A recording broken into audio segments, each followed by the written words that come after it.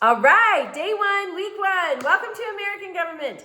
I am Shayla Lanier, and I am your instructor. So this week, we're going to get right in. And you'll notice this is not your cookie cutter American Government class.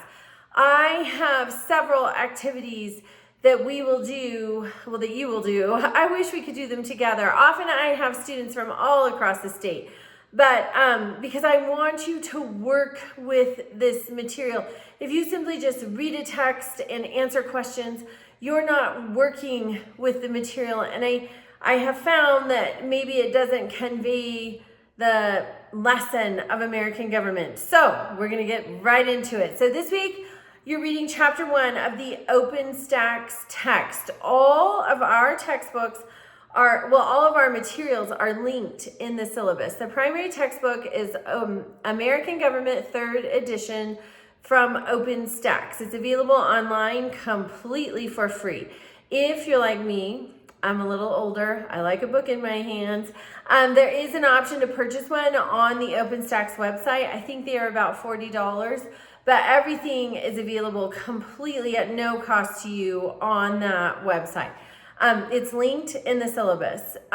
So if I have you use other articles, in particular assignments, they'll be linked in those assignments. So everything, there's no out-of-pocket cost. Everything's available for free online that we use in this class. And that's because we use a lot of primary sources, the Declaration of Independence, the Articles of Confederation, the Federalist Papers, the Constitution, and different governing documents in Northwest Ordinance. We use a lot of primary sources. Those are all available on the National Archives website. And then different things that we have for specific assignments, they're just going to be linked within those assignments. So there's no out-of-pocket cost for materials for this class. That's one good thing. So this week you're going to read chapter 1 of the OpenStax text. It's called American Government and Civic Engagement. So it should tell you something very important, that civic engagement is mentioned in chapter 1. And that is because our system of government is designed to have an informed and active electorate. Not just some passive electorate that bickers with itself on social media, but an active and informed electorate that is part of the governing conversation. So this week, I would like you to find either your local city council or your local county commissioners, whichever applies to you where you are, and watch one of their meetings. They are typically available on YouTube. I know our county commissioners meetings are all available on YouTube. So I want you to watch, and I want you, if for some reason yours is not available virtually, I'd like you to attend in person. If that's going to be after the due date, please let me know, and we can figure that out. So you're going to answer the questions in the assignment about your local governing body, whether it's the county commissioners or the city council. That is step 1. Then step 2, you're looking at President Trump's cabinet. So there's a link to all of the cabinet members, and then I want you to find a news article from either 2025 or 2026 that that highlights at least one cabinet member's actions. So, for example, recently, and you can use this one, the Secretary of Health and Human Services and the Secretary of Agriculture completely redid the food pyramid. And I didn't realize what a big deal that was until listening to a podcast. That means that every government agency that the government feeds, they're going to get a different diet. So like our military, these new food guidelines are going to mean more meat and more dairy, more protein for our military because they feed the military according to this food pyramid. Same with school lunches and things like that. So it really does impact us. Obviously, we want a healthy and robust military to keep us safe. So you find an article, there's a link to the list of cabinet members, and then you'll do a search, an article about whoever speaks to you, whatever agency speaks to you. Maybe you're big in the environment. There's a whole thing with the BLM and wolves in Colorado. So you can find something, I want you to find something that's interesting to you. Now, a note on cheating. In this day of artificial intelligence, it's very easy to cheat. It's very easy to cheat in a way that you most likely won't get caught ever. But I highly discourage you from cheating, and here's why. Years ago, I was sitting around a campfire, observing, participating in, but mostly observing a conversation. And the conversation was happening between attorneys, doctors, dentists, academics, and then this old cowboy. And guess who had everybody's attention? It was not the brainiacs. It was not the know-it-alls. It was this old cowboy. And how did he get his knowledge?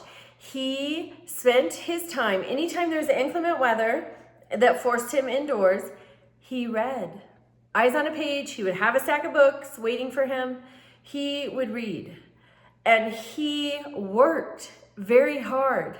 And I know sometimes with these influencers, they just sort of follow themselves around with a camera in their face or on various parts of their body. And that draws a lot of attention. But that's not the kind of attention that would hold your interest sitting around a campfire. And that's the kind of attention you want. You want to be influential in a real and lasting way. You want to do the work. You want to do the reading. Please do the work, because not only will it affect the quality of your assignments, it will affect the quality of your life for the rest of it. If you learn to discipline yourself to do the reading and do the work, you set yourself up to be the most interesting and influential person in every room that you enter. When you have something to say, people are going to want to listen, because there is a different energy. Somebody who has done the work, somebody who is authentic and real and genuine and knows how to do the work and seeks truth and knows how to find it and what to do with it when they do find it. There is a different energy. It is a commanding presence. And even if you don't say anything, people will still want to know who you are, because the energy you have will be completely different than everybody else who can only scroll their phone and input their assignments into AI. So that is my plug. Please do your own work. If you get stumped, please reach out to me. My cell phone is in the syllabus. You can text me. I am in my 50s, so I do request that you do not text me in the middle of the night, but you can text me, you can call me, you can message me in the classroom messenger feature, you can email me, however works best for you. But really, do the work yourself, even if it takes you longer. We do have the census date, which is February 4th, so you need to submit something before then, or reach out to me before then that you are going to submit something so that you don't get automatically dropped. That's there for financial aid reasons, so that you don't muck up your financial aid if you're enrolled in a class that you're not going to actually take. So that's my plug. Do the work, do the reading, set yourself up to be interesting, set yourself up to think your own thoughts. If all the knowledge you gain comes from AI, if all of the knowledge you gain comes from social media, really, you don't know how to think. You don't. And so then what does that mean for your life? You need to know how to think. You need to know how to research. You need to know how to find two sides of one issue. And that's the other thing for your news. Find a liberal news source and a conservative news source. Because news is very much, we study something called the fairness doctrine. So in the 1940s, the late 1940s, the Federal Communications Commission instituted this fairness doctrine. And it mandated that news outlets tell both sides of high-profile issues. It was aimed at fairness, right? Give the other side its due. Well, then during the Reagan administration, that was done away with. And now news outlets can say what they want to say about an issue. They can ignore important points about issues. And so what does that allow them to do? It allows them to manipulate the narrative. So I really encourage you to have a liberal news source that you consult and a conservative news source that you consult. I promise, no matter how neutral, fair, or balanced any news station says that they are, they're not. They're not. We all have bias. We all have preferences. We all have kind of this internal agenda. So I encourage you. You can do internet searches that will help you locate conservative and liberal news outlets. And I really encourage you to do that because it's kind of like when two of your friends have an issue. There's friend A, there's their story, there's friend B, there's their story, and the truth, hopefully, if they've both been at least halfway honest, is somewhere in the middle. If they both lied, the truth is far, far away. But news outlets, we would hope, are kind of like friend A and B, where they each have their own side, and the truth is somewhere in the middle. And when you have two of the sides, it can help you piece together and find that truth. So, all right, reach out with questions. Your assignment is due on Sunday. Normally, these videos will come out on Mondays, as well as the week's assignment. They change as the news cycle and different things change. So let me know if you are going to be gone and need to work ahead for some reason. Please reach out to me. I do try to wait till really close to the week that we're starting to do the assignments because I want them to have up-to-date information and things are changing rapidly. All right, have a great week and welcome to class.